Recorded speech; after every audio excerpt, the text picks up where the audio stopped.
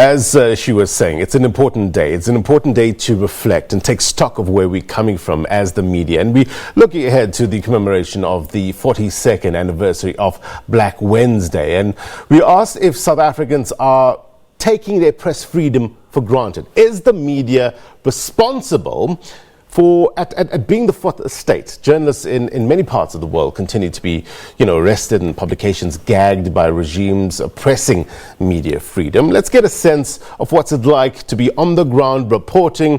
SABC reporter Noma Bolani joins us now live, and she will be talking to us about her observations while attending the United Nations General Assembly in New York. Noma, a pleasure having you on the program. Good morning, Glenn. So, talk to us about this experience in New York. What did you gain from there? So I was awarded a fellowship to the United Nations to attend General Assembly, and it was a 3-week program. And I think one of the biggest jarring observations I made is that journalists didn't have access to their governments. There were 15 journalists from countries of the developing world, so the likes of Nepal, Bhutan, Pakistan, India, Egypt, Ukraine. And from the 15 of us, only 3 of us had access, which was South Africa, Nepal, and Bhutan.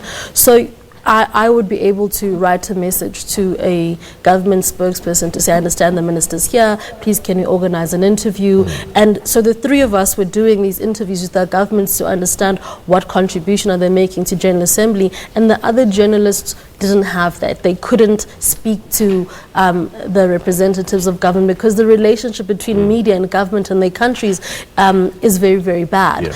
For example, one of the fellows from Egypt was even scared to approach or be seen by the Egyptian delegation. Towards the end of the fellowship, she was even afraid to go home because they had already clamping down on some of her colleagues, and they were being arrested. Their phones were being taken. So she was saying and explaining to us that any policeman can stop you and go through your phone and look at your WhatsApp and your Facebook and then arrest you based on whatever they find, the content in there. So you kind of understand that South Africa seems to have it better. I won't say good, but better. But it's just so sad to see that there are still parts of the world, and many parts of the world, where they're gagging media freedom. They are gagging and stopping the press freedom, as well as freedom of people to be citizen journalists. People feel attacked and they feel like they're targets all the time just for exposing what is supposed to be out there. And those journalists that you interacted with, are they becoming increasingly frustrated with regards to the situation in their respective countries, or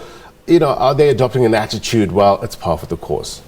I think it's both ways, because it becomes a personal frustration to constantly be a target. I know that one of the fellows from India, she's labeled as an anti-nationalist because her publication is actually critical of the government, especially looking at the situation now in terms of Kashmir and how they're speaking about the fact that there was a communication clampdown and government wasn't lifting that, and so obviously they're writing stories about what should be done and how the government is is working in that way. And she was saying that there are targets, and they started closing down some of the agencies because they're applying pressure to say you're critical of the government, therefore we don't want your voice to be heard by the people. Look, you're talking about developing countries that are going through certain issues, but what about developed countries, like the country you were in, the United States? They're having their own issues with regards to media and media freedoms.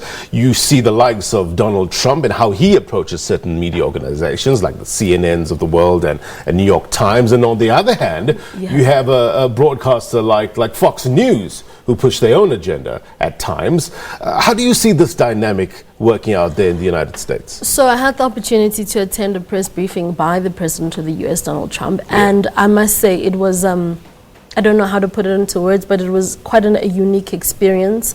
It's as if he's reading from a Hollywood script. It's just unbelievable, some of the stuff that comes out of his mouth.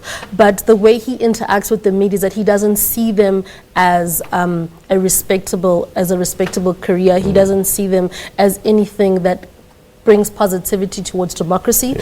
So he's kind of a bully. In that press conference, he only recognized Fox News reporters in terms of questioning, and he would ignore everybody else. We did put up our hands, from other countries but he doesn't acknowledge you because I think he doesn't want a question that's going to make him feel uncomfortable. And yes, they throw the questions to him without being recognized, but he totally ignores them because he has this thing of, I will not engage and I will continue to the narrative to say you're fake news because you don't go within my agenda of what I'm trying to do as President Donald Trump. So there is this thing where in the developed world, there seems to be suppression of media freedom because of the administration right now. But there are agencies that are fighting and making sure that, you know, the stories are coming out. They are being critical of the administration, and it's not just playing into Donald Trump's agenda. Well, you know, he has been known to use this term fake news, and we hate using that term fake news because news is not fake. Yes. Misinformation, disinformation is probably the better words to be using. But you're talking about media freedom, and with freedom comes responsibility. Yes. And with this you know, this fake news or misinformation, as he puts it, you know, out there and so ubiquitous, it kind of gets us as mainstream media as well to knuckle down and try to call out this misinformation that's out there. Yes, I think it's important for journalists or this industry to make sure that when they providing their stories or reporting, that they make sure that they put into context of what's happening. They need to make sure that they disengage with this term fake news to make sure that there's legitimacy in our profession. I think sometimes when the word fake news is pondered upon, people actually believe that we are just, I don't know, skinning along doing nonsensical stories because, you know, so we need to make sure that when we're doing our work, it's thorough and we're responsible in the reporting to make sure that all sides are covered. I think the responsibility is that sometimes we look, the people look at us and say that we're jaded towards one side. And if you look on Twitter comments, they'd be like, this reporter is aligned to this political party or they have this kind of thinking. And it's important for us to make sure that how we deliver our stories is fair. And you can see that it comes from a place where we believe in freedom and we believe in fairness. Look, the media is a highly contested space. On one hand, you have allegations of political interference. You have misinformation, as we've been talking about. You have this term captured media that has been bandied about. But on the other hand, you have strong newsrooms that are exposing corruption on a daily basis. One of the questions we're asking our viewers today is, do you trust the media in general? What's your sense on the ground? Are journalists trusted? I think yes and no. Sometimes it depends on the type of stories you're doing. Obviously, people have their own agendas and people have their own political affiliations. And sometimes when you are writing a story about corruption or a certain politician, some people may say that, no, you're just attacking because of your belief system. And some people actually believe that this is a story. It has been thoroughly investigated. Here are the facts, and I'm presenting to you. And I think it's a half and half situation where people are saying, you know what, journalists are doing a really great job in this country. They are doing follow through and there is due process in terms of delivering stories. Noma, great insight. Thank you very much indeed for coming through. Thank you, Blaine. Appreciate it. All right, that was our reporter Noma Bolani. They're talking to us about media freedom as we commemorate the 42nd anniversary of Black Wednesday.